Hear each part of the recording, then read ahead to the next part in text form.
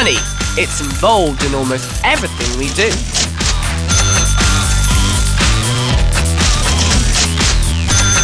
But people haven't always needed money as we know it today. Many ancient civilizations have all prospered without the use of coins, credit cards or banknotes. I'm off to see a curator here at the museum who's got something interesting to show me about money. I wonder what it is.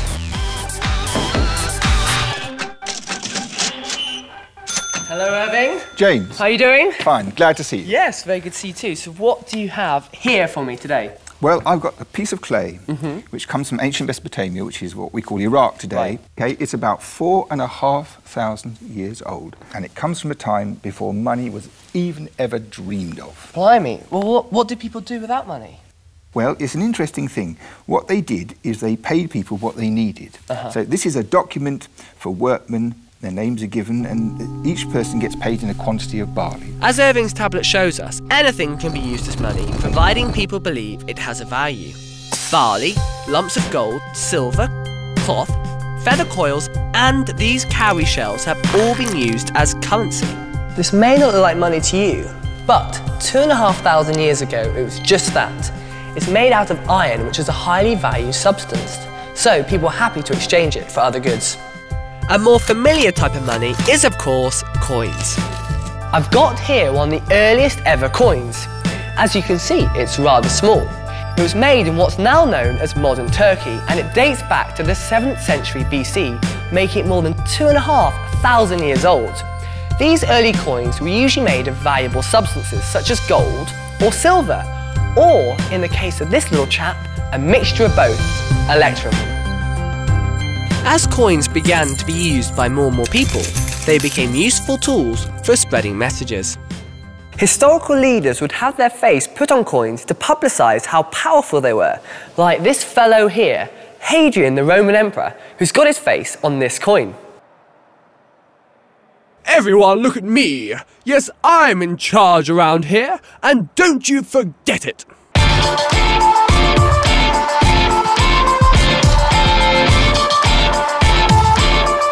Have you ever wished you could make your own money? Well, I'm about to with the help of a log, a hammer and the curator at the British Museum.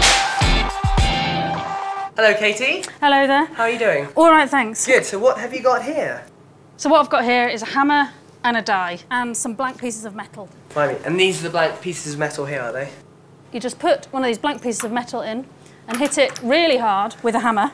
And then you've made your coin? Yeah. You ready? Okay. All right, go on. Oh! There we go. Nice. I like it. Do you think I could have a go? You can very much have a go, yeah. Right. Okay, I'm going to pop this on here. Put my blank in this little nugget here. And then I line the die up, yeah? Yeah. Okay. Any tips? Hit it hard. Hit it straight. Right. Easy. Easy. Okay. Cover your ears. Oh! I think I might have missed. Should I have a take two? I think you should try again. Okay, alright. It takes practice. And cover my ears again. Years of training, I'm sure. Okay. Yes! That sounded good. It's a nice design. And I couldn't use this in the shop, could I? Not really. Not unless they were feeling very kind. Doubt they are. Well, thank you very much, Katie. Thank you. Very good to find out how to make coins. There you are. As great as coins are, they can be very inconvenient. Moving lots of them around can be difficult, risky, and dangerous. These are perhaps some of the reasons why people started to use paper money. Like this banknote here, issued by the Chinese government over 600 years ago. Now, it's basically a promise from the government that when you exchange it, you can get 1,000 bronze coins. And you can see a picture of the coins just here. That's reminding people what it's worth.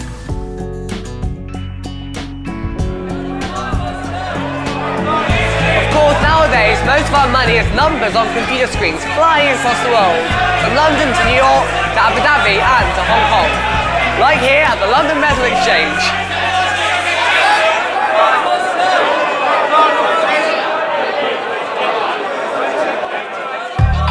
Oh, hang on a minute, so I'm filming, I better go. And people keep creating new ways of using money. Thanks to new technologies developed in Kenya, you're now able to send your money to each other and around the world without having to go to a bank. All you've got to do is use your mobile phone.